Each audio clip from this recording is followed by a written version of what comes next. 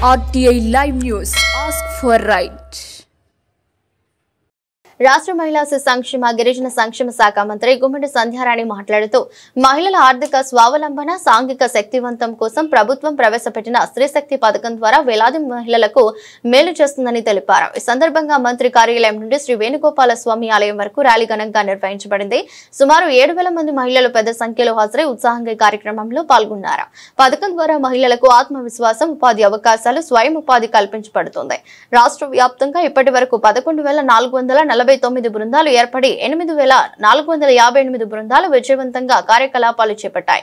మొత్తం ఇప్పటి వరకు 162 కోట్ల రుణాలు, 1,942 కోట్ల సహకార నిధులు అందించబడ్డాయి.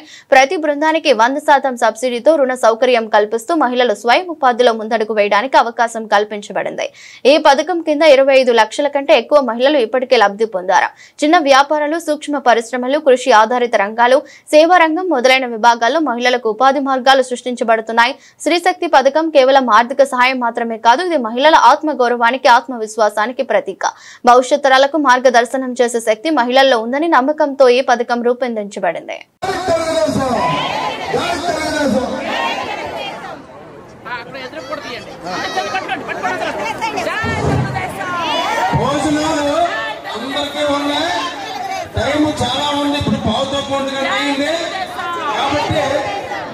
ఒక ట్రిప్ కి 1000 మంది మాత్రమే వెళ్ళేటట్టు అందరూ మనం ఫ్రీ బస్సు ఈ పథకాలు ఇప్పుడు నేను చెప్పిన పథకాలని ఎంతమంది ఇళ్ళు వచ్చాయి ఒకసారి చేతులు ఎత్తండి అందరూ.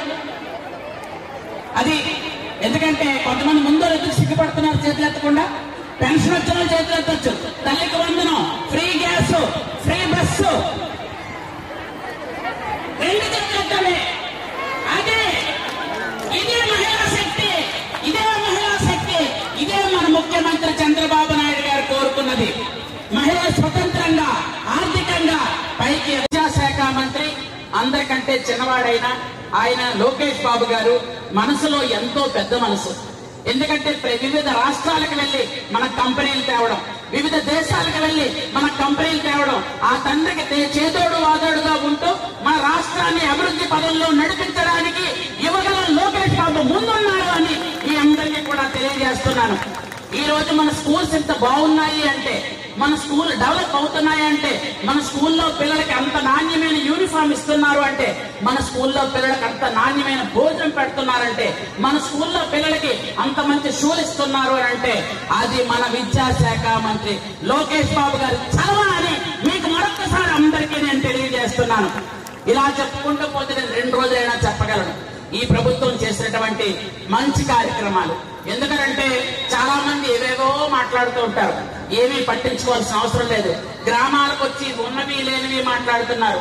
ఒక్క విషయం మాత్రం ఆలోచించండి, మీకెవ్వరికి ఏ కష్టం వచ్చినా మీ సోదరుగా మీ సైన్యం ఉందని మాత్రం మీరందరూ మర్చిపోవద్దని మరొకసారి మీ అందరికీ నేను తెలియజేస్తున్నాను.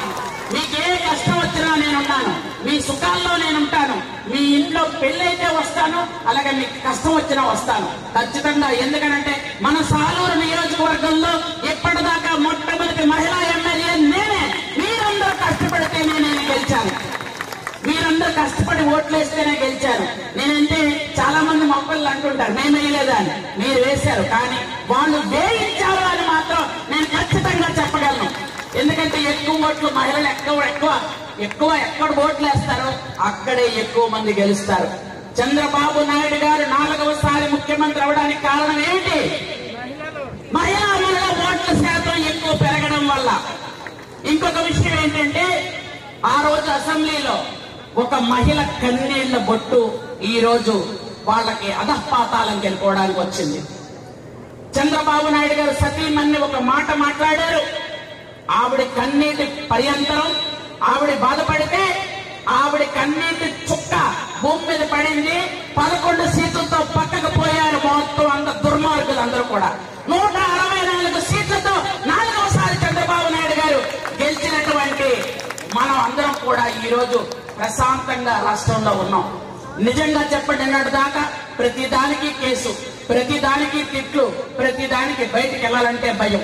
అంతెందుకు ఈ రోజు పోలీసులు వాళ్ళు ఏమంటున్నారో తెలుసా మీకు? గుడ్డలోడ తీసి కొడతామంటున్నారు అధికారంలో లేకపోయినా.